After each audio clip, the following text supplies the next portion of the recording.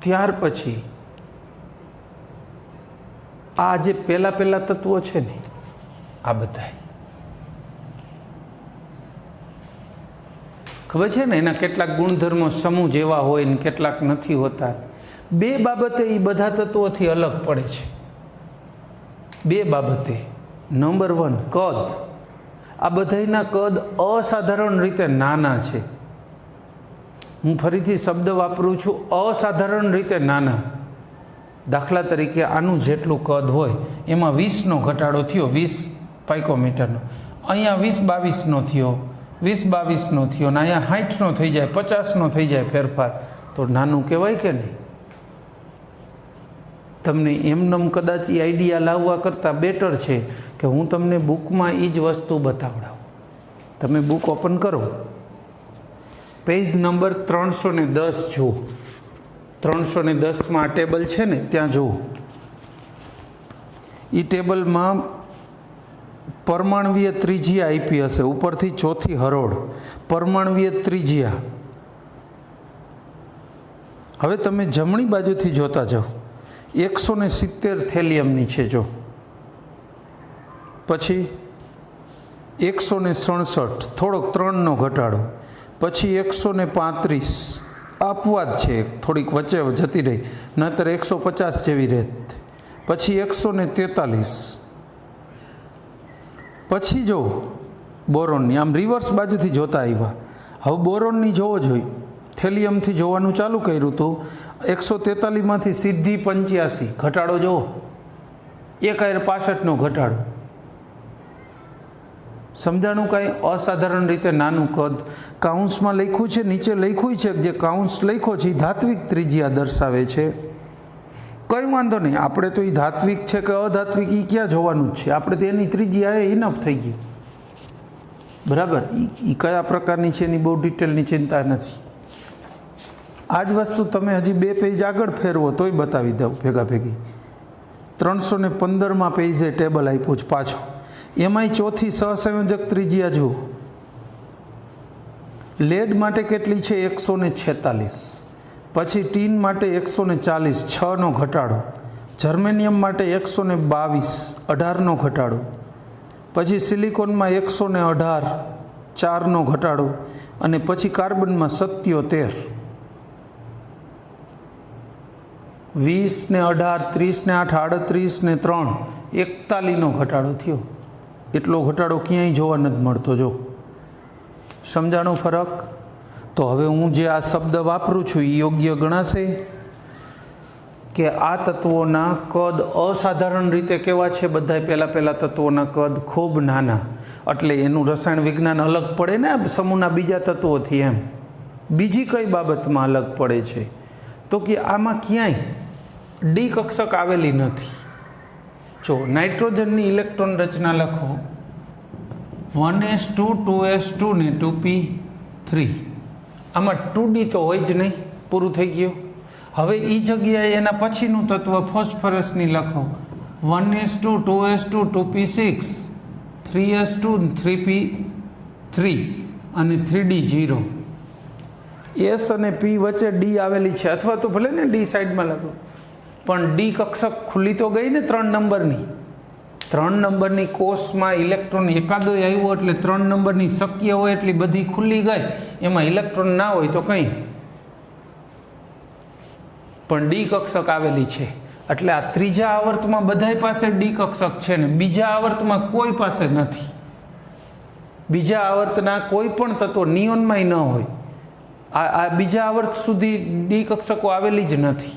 અને આ બધા પ્રતિનિધિ તત્વો બીજા આવર્તના જ છે મોટા ભાગનામાં. આની એક ચર્ચા શું છે, નિષ્ક્રિય વાયુની આપણે સાવ અલગ જ કરવાના છીએ, અને આ બધા હારે દરેક બાબતમાં ભેળવી શકશું જ નહીં. એટલે બીજો આવર્ત કે જે કાંઈ કહી આપણે એની ચર્ચામાં અહીંથી જ કટિંગ કરી નાખી કે ભાઈ તારી ચર્ચા એક થોડી અલગ કરી દઈશું, એની એ સમૂહની ચર્ચા જ અલગ આવશે. બાકીનાની વાત કરો ને, પણ આ બીજા આવર્તના બધા પ્રતિનિધિ તત્વોમાં ડી કક્ષક આવેલી નથી, અન્યમાં આવેલી છે, એટલે એ જુદાપણું દર્શાવે કે નહીં, અને એની અસર એના ગુણધર્મો ઉપર થઈ જાય, એની અસર ઘણી બધી થાય. ડી કક્ષકોની હાજરીના કારણે એ બધાય 4 થી વધુ બંધ બનાવી શકે, 5, 6, અને આ બધાય ડી કક્ષકની ગેરહાજરીમાં 4 થી વધારે બંધ ન બનાવી શકે. શું કામ નહીં? જોવો જોઈએ. આ 1s2 એ તો હિલિયમ કમ્પ્લીટ એટલે અંદરની કક્ષક થઈ ગઈ. એ તો કોઈ બંધમાં ભાગ લેવાની જ નથી. અંદરની બંધ બનાવવામાં રાસાયણિક ગુણધર્મોમાં છેલ્લા ઇલેક્ટ્રોન ભાગ લેશે. તો આ એસમાં એક પેટા કક્ષક હોય ને પીમાં 3 હોય. તો આ વધીને ગમે એવું સંકરણ કરે sp3 તો એ કેટલી કક્ષકો બનવાની છે? 4. તો વધીને કેટલા બંધ બનાવી શકે? 4. 5મો બંધ કોઈ કન્ડિશનમાં ન બને. 5મો બંધ એની અંદર શક્ય જ નથી. હવે જ્યારે બીજામાં વાત કરીએ, phosphorus neon complete 2s2 neon ને એટલે 3s2 3p3 અને 3d0 is p અને d. આમાં જો સંકરણ sp3d2 થઈ જાય તો કેટલી કક્ષકો બની શકે?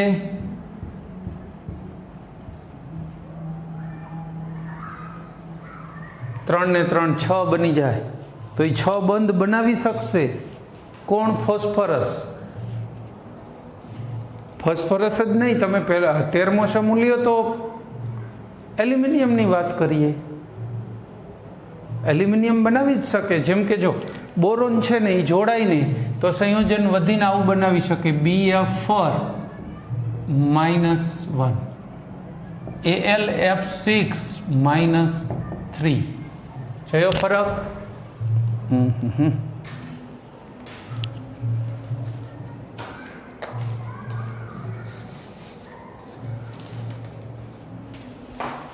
શું કીધું આપણે? કયા કયા બને છે? BF4 અને AlF6 એમાં 6 સુધી બન્યા. બરાબર છે? આમાં 6 સુધી જોડાઈ શક્યા, આમાં ન જોડાઈ શકે, 4 જ વધી. એ પ્રોબ્લેમ છે. આને સંકીર્ણ સંયોજન કહેવાય. આવા મોટા કાઉન્સમાં લખો ને એને સંકીર્ણ સંયોજન કહેવાય. આ સિંગલ હોય ને એ કેન્દ્રસ્થ પરમાણુ, અને આ 6 જોડાણા ને એને લિગેન્ડ કહેવાય. લિગેન્ડ અથવા લિગાન્ડ. લિગેન્ડ આ શબ્દ યાદ રાખજો. બરાબર છે? કેન્દ્રસ્થ પરમાણુ હારે લિગેન્ડ જોડાય. તો આ બીજા આવર્તવાળા તત્વો વધીને કેટલા લિગેન્ડને જોડી શકે છે? વધીને 4. 5, 6 ને ન જોડી શકે, પણ ત્રીજો આવર્ત હોય તો એ 6 ને જોડી શકે છે, 5 ને જોડી શકે, 4 થી વધુ બંધો બનાવી શકે છે. બરાબર છે? ચાલો, આ એક બાબત થઈ. હજી આમાં એક બીજી બાબતની પણ બરાબર છણાવટ કરવાની છે, અને એ છે પી પાયબંધ બનાવવાની કેપેસિટી. બીજી ચર્ચા શું કરવી છે આપણે? આની પાયબંધ બનાવવાની કેપેસિટી. અહીંથી જગ્યા કરી દઈએ, અહીં ચર્ચા થઈ શકે. આ સમૂહના જે તત્વો છે ને બીજા આવર્તના, આ તત્વો પાસે એક વિશિષ્ટ લાક્ષણિકતા છે, અને એ છે બીજા જ આવર્તના અન્ય તત્વો પોતાના સાથે, આ બધા સાથે પાયબંધ બનાવવાની ક્ષમતા. જેમ કે જો C ડબલ બોન્ડ N આવું સંયોજન બની શકે, C ટ્રિપલ બોન્ડ N આવું સંયોજન બની શકે, C ડબલ બોન્ડ O આવું સંયોજન બની શકે. બરાબર? COO આ સંયોજન જો જાણીતા દેખાય છે, કંઈ લાગે છે એવું? N triple bond N, O double bond O, NO. હવે આ બધામાં વિચારો જોઈ. આ એક સિગ્મા બંધ હોય, એક સિગ્મા બંધ હોય, અને બીજા ક્યાં હોય? પાય બંધ હોય. બાકીના કયા બંધ હોય? પાય બંધ.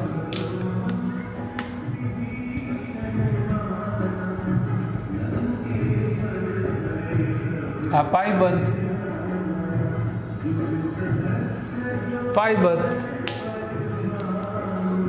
બરાબર, સિગ્મા અને બીજા પાઈ.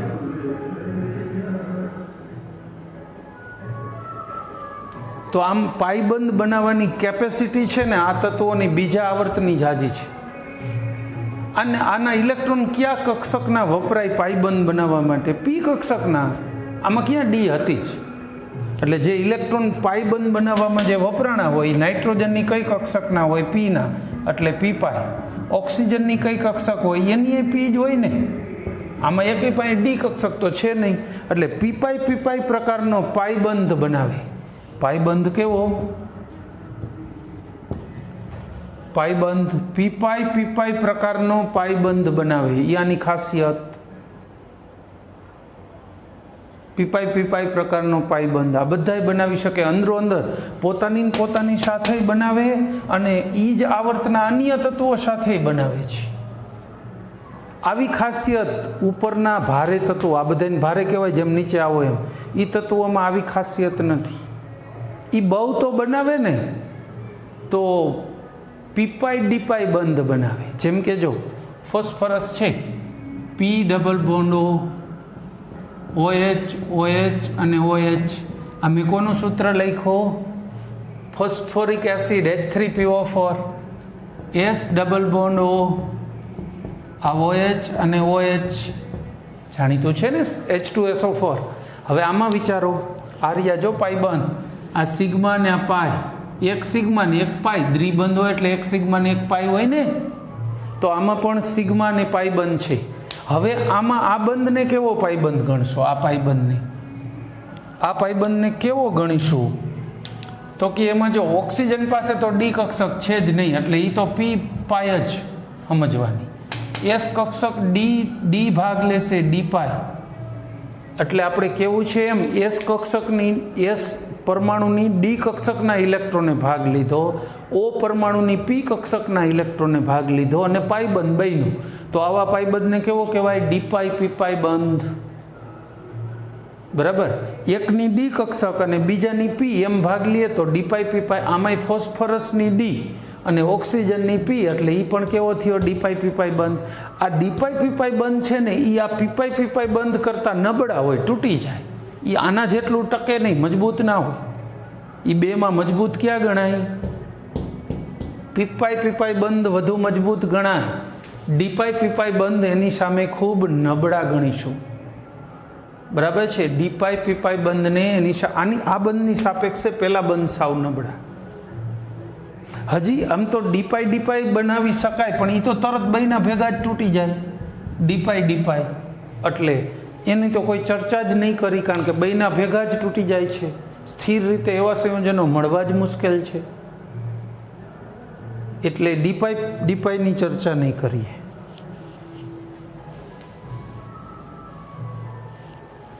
બરાબર. ચાલો, ત્યાર પછી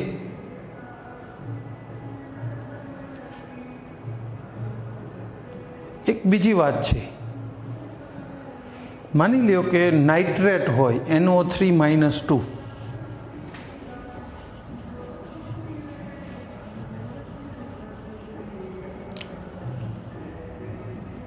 NO3-2, NO માઇનસ ને O માઇનસ થઈ શકે. નાઇટ્રોજન 4 બંધ ન બનાવે, એક સવર્ગ બનાવી નાખે તો થઈ જાય. રેડી?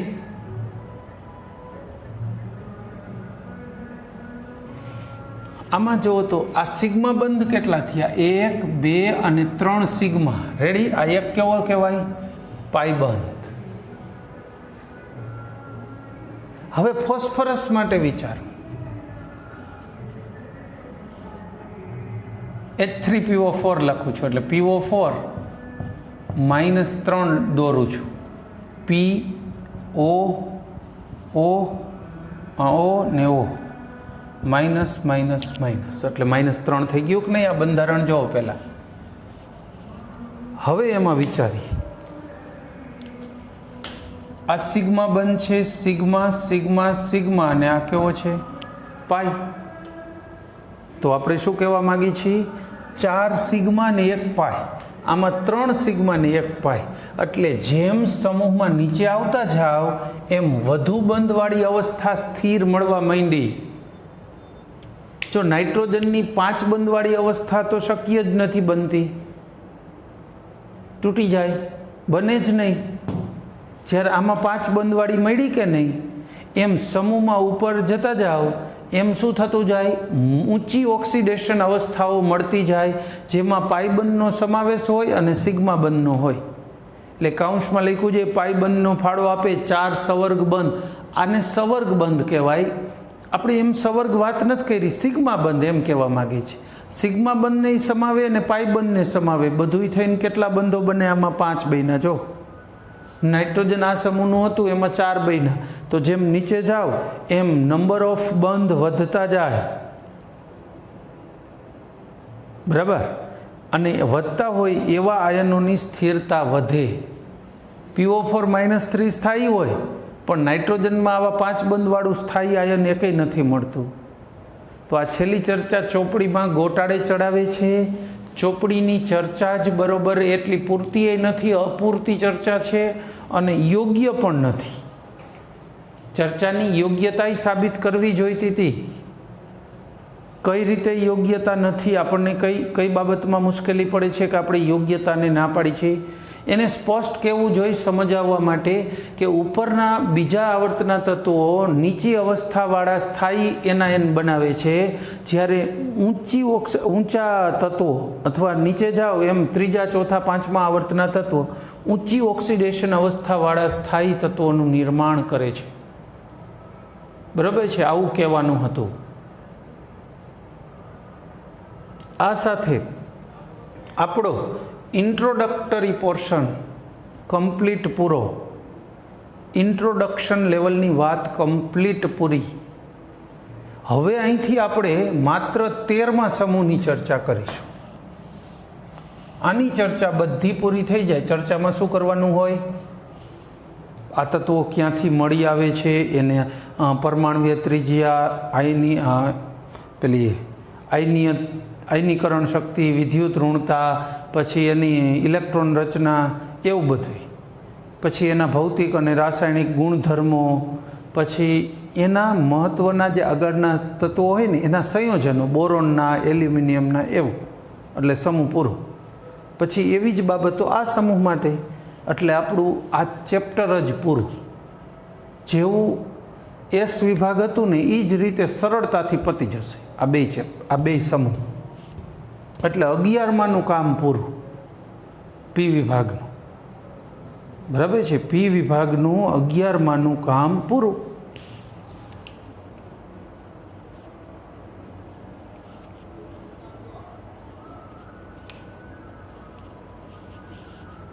ચાલો હવે આગળ વાત કરીશું.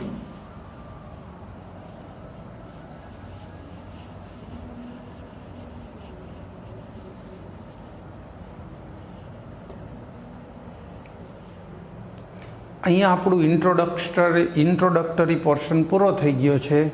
જરા ઝડપથી રિવાઇન્ડ મારી દઈએ અને આજનો લેક્ચર બસ પૂરો જ કરીએ.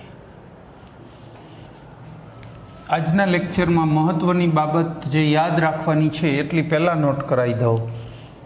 નંબર 1, આ સમૂહ વાઇઝ ઇલેક્ટ્રોન રચના, ઓક્સિડેશન અવસ્થા, ઇલેક્ટ્રોન રચના ઉપરથી બનતી આ ઓક્સિડેશન અવસ્થાઓ, કયો સમૂહ કઈ અવસ્થા ધરાવે છે એ બાબત યાદ કરવા માટે કહી દઉં. મહત્તમ અવસ્થા કેટલી ધરાવે દરેક સમૂહ? તો કે એની બાહ્યતમ કોષમાં રહેલા ઇલેક્ટ્રોનની કુલ સંખ્યા જેટલી. આ એક મહત્તમ અવસ્થા થઈ ગઈ દરેકની, ક્રમશઃ વધતી જાય. બીજી બાબત, નિષ્ક્રિય યુગ્મ અસર 13થી 16મા સમૂહ સુધી જ જોવા મળે, જેમાં મહત્તમ અવસ્થા જે કાંઈ ઓક્સિડેશન અવસ્થા છે એમાંથી 2 બાદ કરો, એ અવસ્થાની સ્થિરતા નીચે જાઓ એમ વધતી જાય. કારણ કે આ 2 એસના ઇલેક્ટ્રોન પછી પ્રક્રિયામાં ક્યાંય ભાગ લેતા નથી, સાઈડમાં બેસી જાય શાંતિથી કે અમે ભાગ નહીં લઈએ. એટલે મહત્તમ અવસ્થામાંથી 2 બાદ કરી એવી અવસ્થાની સ્થિરતા વધતી જાય. બરાબર? એટલે એ અવસ્થા લખી. બીજું એ સિવાય એકી સમૂહ હોય એકી નંબરનો 13, 15, 17 તો એ આ સિવાયની એકી સંયોજકતા એકથી માંડીને મહત્તમ સંયોજકતા સુધીની ધરાવે પણ એકી, અને બેકી સમૂહ હોય એ બેકી અવસ્થાઓ ધરાવે એટલે બધી થઈ ગઈ. બીજું ઋણ અવસ્થામાં 18માંની ને 13માં બેની ઋણ અવસ્થા ના હોય. 17માંની -1 આ મૂંધેથી લખતું આવવાનું, આમાં 2 ઇલેક્ટ્રોન મેળવે તો નિષ્ક્રિય, આમાં 3 ને આમાં 4. એક બાબત થઈ ગઈ. રેડી. નિષ્ક્રિય યુગ્મ અસર ક્યાંથી ક્યાં કામ કરે છે? 13 થી 16 ઉપરથી નીચે જાઓ, મહત્તમ અવસ્થામાં 2 બાદ કરો, એ અવસ્થાની સ્થિરતા વધતી જાય. આને નિષ્ક્રિય યુગ્મ અસર કહેવાય. અંડરલાઈન કરી લેજો. બરાબર છે. એ એક નિષ્ક્રિય યુગ્મ અસર. બીજી એક મેં વચ્ચે વ્યાખ્યા આપી દીધી, ઓક્સાઇડ કોને કહેવાય કીધું તું ખરું? કોઈ પણ તત્વના ઓક્સિજન સાથેના દ્વિઅંગી સંયોજનોને ઓક્સાઇડ કહેવાય. એ બાબત મહત્વની છે. પછી વધુ મહત્વની બાબતોમાં આ બીજો આવર્ત છે ને એ 2 બાબતે અલગ પડે છે. કઈ 2 બાબત? એક બાબત એના અસાધારણ નાના કદ જેના ગુણધર્મોને અસર કરશે, એટલે ગુણધર્મો એ રીતે બદલતી જશે. બીજી બાબત કીધી હતી એમાં ડી કક્ષકોની ગેરહાજરી, જે પછીનામાં હાજર છે, એટલે ડી નથી એટલે એના ગુણધર્મો બીજા બધા જ તત્વો એના સમૂહના તમામ કરતાં અલગ પડશે. તો કઈ બાબત અલગ પડે છે? એટલે આના 2 મુદ્દા, 2 પોઈન્ટ કે આ કઈ બાબતે અલગ પડે? 2 પોઈન્ટ બાબતે. નાનું કદ, અસાધારણ નાનું કદ અને ડીની ગેરહાજરી. આ સમૂહના તત્વો બીજા આવર્તના તત્વો પોતાના જ સાથે અથવા પોતાના આવર્તના કોઈ પણ તત્વો સાથે પીપાઈ બંધ બનાવવાની ક્ષમતા ધરાવે, જેને પીપાઈ બંધ કહેવાય, જેની મજબૂતાઈ વધુ હોય. જો બીજા આવર્તનું તત્વ કોઈ અન્ય તત્વો સાથે પાઈબંધ બનાવે તો એને પીપાઈ ડીપાઈ બંધ કહેવાય, કારણ કે એ બધામાં તો ડી આવેલી છે એટલે ડી કક્ષકના ઇલેક્ટ્રોન પાઈબંધની રચના કરે છે. તો આવા ડીપાઈ પીપાઈ બંધ બને છે એ ખરા, પણ એની સ્થિરતા પીપાઈ જેટલી ન હોય ખરી, પણ પીપાઈ જેટલી નહીં. બીજું, જેમ સમૂહોમાં નીચે આવો એમ ઊંચી ઓક્સિડેશન અવસ્થાની સ્થિરતા વધતી જાય. મતલબ એમ કહેવા માગી છે, ઊંચી ઓક્સિડેશન અવસ્થા ન બોલાય, સોરી, ઊંચી સંયોજકતા વધતી જાય. મતલબ એની સાથે જોડાતા બંધો, એની સાથે બનતા વધુ બંધની સંખ્યા વધી જાય. નાઇટ્રોજન મહત્તમ કેટલા બંધ બનાવવાનું? 4, 5 કે 6 તો ન જ બનાવે, આ 5 બનાવતું હતું. આપણે બીજું ઉદાહરણ પકડીએ. ચલો, ઓક્સિજન મહત્તમ કેટલા બંધ બનાવી શકીએ? આવો હોય double bond O, S double bond O, OH double bond OH. સાંભળ્યું છે આવું તત્વ કે નથી સાંભળ્યું?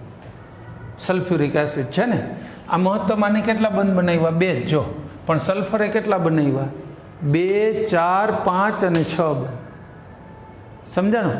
તો જેમ સમૂહમાં નીચે આવશો તો નંબર ઓફ બંધ વધુ બનતા હોય, સિગ્મા અને પાઈ બધાય થઈને, એવા બંધોની સંખ્યા વધતી જાય છે અને એવા સંયોજનો મળી આવે છે. તો આ બાબતે અલગ પડ્યા. બીજા આવર્તના તત્વોમાં આવું છે નહીં, એમાં મહત્તમ બંધો બહુ બનાવવાની કેપેસિટી નથી, પણ જેમ સમૂહમાં નીચે આવો મહત્તમ બંધ બનતા હોય એવા આયનોની સ્થિરતા વધતી જાય. બરાબર છે? તો અહીંયા ઇન્ટ્રોડક્ટરી પોર્શન પૂરો થયો. આ જે ટેબલ આપ્યું છે ચોપડીમાં એ જ છે, મેં એમાં થોડો ઉમેરો કર્યો, બીજું બધા તત્વો લખ્યા છે એટલે ખબર પડી. થોડુંક જાણકારી માટે મેં સમૂહના નામ કીધા હતા. નિષ્ક્રિય વાયુ સમૂહ, ચાલ્કોજન્સ. ચાલ્કોજ એટલે સમુદ્ર, જન્સ એટલે મળેલા, સમુદ્રમાંથી મળેલા તત્વો. પછી ચાલ્કોજન્સ ક્યાં આવ્યું? હેલોજન્સ. હેલો એટલે સમુદ્ર, જન્સ એટલે મળેલા, સમુદ્રમાંથી મળેલા એટલે હેલોજન્સ. ચાલ્કોજન, ચાલ્કોજ એટલે ખનિજ, ખનિજમાંથી મળેલા તત્વો એટલે ચાલ્કોજન્સ. બરાબર છે?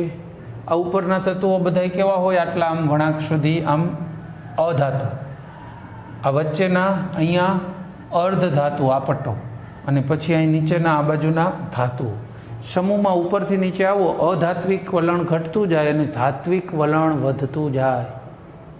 આ બાબતને વધુ સમજાવી હોય તો કોના ગુણધર્મોને આધારે સમજાવી શકાય? એના ઓક્સાઇડ અને હાઇડ્રોક્સાઇડના ગુણધર્મોને આધારે. અધાતુના ઓક્સાઇડ અને હાઇડ્રોક્સાઇડ સ્વભાવે એસિડિક હોય, પણ જેમ નીચે આવો ધાત્વિક ગુણ વધતો જાય એટલે ઓક્સાઇડ અને હાઇડ્રોક્સાઇડ સ્વભાવે કેવા થઈ જાય? બેઝિક થઈ જાય. તો એ અધાતુને ધાત્વિક ગુણનો વિકાસ સૂચવે છે. બીજી એક બાબત એ સરસ મજાની આવી ગઈ. અધાતુ હારે જ્યારે જોડાય અને સંયોજન બનાવે તો એ સંયોજનો સ્વભાવે કેવા હોય? સહસંયોજક. ધાતુ ને ધાતુ જોડાય તો એને મિશ્ર ધાતુ કહેવાય, સંયોજન ન કહેવાય. બરાબર? એને મિશ્ર ધાતુ કહેવાય, એને સંયોજન ન કહેવાય. એટલે એની ચર્ચા નથી કરતા. પણ વિદ્યુત ધન ગુણધર્મ ધરાવતી ધાતુ વિદ્યુત ઋણ ગુણધર્મ ધરાવતા અધાતુ સાથે જોડાય અને જે સંયોજનો બનાવે એને આયનિક સંયોજનો કહેવાય. એટલે આપણે બીજી ચર્ચા શેની કરી દીધી? આયનિક સંયોજનો. અધાતુ અને ધાતુ વચ્ચે જે સંયોજનો બને એ કેવા બનશે? આયનિક. આને શું કામ ભાર આપું છું? અત્યાર સુધીમાં 10થી વધુ વખત આયનિક અને બિન આયનિક માટે પૂછાયેલું છે. તમને નવાઈ લાગશે. 10થી વધુ વખત. એસ વિભાગ હોય ને એનોમાં પહેલો વિભાગ, પહેલો સમૂહ, એનું 17મા સમૂહ હારે જે સંયોજન બને એ બધા આયનિક હોય મેક્સિમમ. આયનિક સંયોજન માટે શું કીધું? જો આય ધાતુ છે, ટીન પણ ધાતુ છે. હવે હું તમને એમ કહું, AlCl3 અને SnCl4 આ બેમાં વધુ આયનિક કોણ છે? તો કે અંતર ડિસ્ટન્સ કોનું વધારે થાય? ડિસ્ટન્સ કોનું વધુ થાય? એલ્યુમિનિયમ દૂર છે ને. હજી કદાચ એમ ન બેસતું હોય તો બીજું પકડીએ, ઉભા રહ્યો, ઇન્ડિયમ લઈ લો. InCl3 અને SnCl3 બસ એક જ હરોળના લઈ દીધા, પ્રશ્ન જ નહીં. તો ડિસ્ટન્સ હવે દેખાય છે. સ્કેલ લઈને માપવાની છૂટ તમારે. જેનું ડિસ્ટન્સ વધુ હશે એ કેવું ગણાય? વધુ આયનિક ગણાય. ડિસ્ટન્સ ઘટ્યું એટલે આયનિકતા ઘટી, સહસંયોજક વલણ વધ્યું. એટલે નીચેનાને આયનિકના ક્રમમાં ગોઠવો, સહસંયોજકમાં ગોઠવો. કોણ સૌથી વધુ આયનિક છે, કોણ સૌથી વધુ સહસંયોજક છે, બસ આવા પ્રશ્નો આમાંથી આ રહેશે. આ બાબતના એની ચર્ચા કોઈ ઘટના ક્યાંય એકઈ ચેપ્ટરમાં આવશે નહીં. મેં તમને કીધું ને તો એમાં આવી ન ગયું. ફજાનનો નિયમ, ફજાને એવું સમજાયું હતું. ફજાનને સાઈડમાં રાખો ને, અંતર જોવો ને, ડિસ્ટન્સ વધે તો આયનિક વલણ વધે, બસ. બરાબર છે? આ જેટલી ઓક્સિડેશન અવસ્થાઓ લખી છે એના કોઈને કોઈ સંયોજનમાં જોવા મળે. આ બધી ઓક્સિડેશન અવસ્થાઓ શું થાય? સંયોજનમાં જોવા મળે. ચાલો ત્યાર પછી વાત કરીએ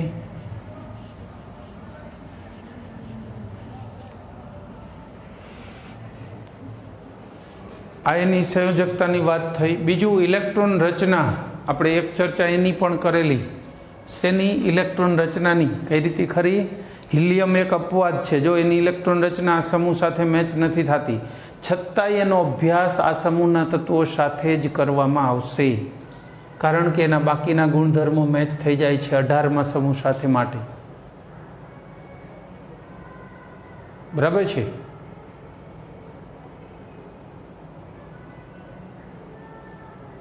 આ એની સૌથી બ્રાહ્યતમ ઇલેક્ટ્રોન રચના છે. પી કક્ષકમાં છેલ્લો ઇલેક્ટ્રોન જાય તો એને પી વિભાગનું તત્વ ગણાય. પીમાં વધીને 6 ઇલેક્ટ્રોન સમાય, 1 2 3 4 5 ને 6, એટલે 6 સમૂહો એનામાં આવે પી વિભાગના તત્વોમાં. બરાબર? ઇન્ટ્રોડક્શન જરા રિવાઇન્ડ કરીને એટલા માટે લીધું છે કે તમે એને આખું ફરીથી નહીં, એટલું ઝડપથી પાછા સાંભળો, એકવાર રિવાઇન્ડ મારો. આમ ફરીથી આખું લેતા હોય ન લેતા હોય એટલે મેં ફરીથી ભણાવ્યું શોર્ટમાં. બરાબર? ઇન્ટ્રોડક્શન જેટલું સ્ટ્રોંગ થઈ જાય તો ચેપ્ટર ઝડપથી આવડી જશે. ચેપ્ટરમાં કંઈ ખાસ એટલું અલગપણું નથી. જેવું આગલું ચેપ્ટર હતું એવું ને એવું આ છે. નંબર ઓફ લેક્ચર એ ઓછા જોઈએ, કોઈ જ દાખલા નહીં, કંઈ નહીં. આ ચેપ્ટરનો ફાયદો એ છે કે આ ચેપ્ટર જેટલા પરફેક્ટ આવડતા હશે ને, તમને જી અને નીટમાં સમય બચાવી આપશે. શું કામ? દાખલો તો છે જ નહીં ને. પ્રશ્ન વાંચ્યો એટલે તરત જવાબ આવડે છે, અથવા તમને ખબર પડી જશે કે આનો જવાબ મારે નથી આવડતો, એટલે માઇનસમાં માર્ક નહીં જાય. હવે તમે કોઈ દાખલાવાળું ચેપ્ટર હોય, દાખલો ગણો, જે તમારો જવાબ આવ્યો એવો ઓપ્શન દેખાય, તમે તો લખી જ નાખવાના. ખોટું એ કદાચ હોઈ શકે. જ્યારે આમાં તો કેવું છે કે તમને આવડે છે કે નથી આવડતું એ ક્લિયર જ હશે. એટલે ખોટું જવાના ચાન્સ ઓછા છે, દાખલો ગણવાનો નથી, સીધો જવાબ લખવાનો છે, ટાઈમ બચી જાય.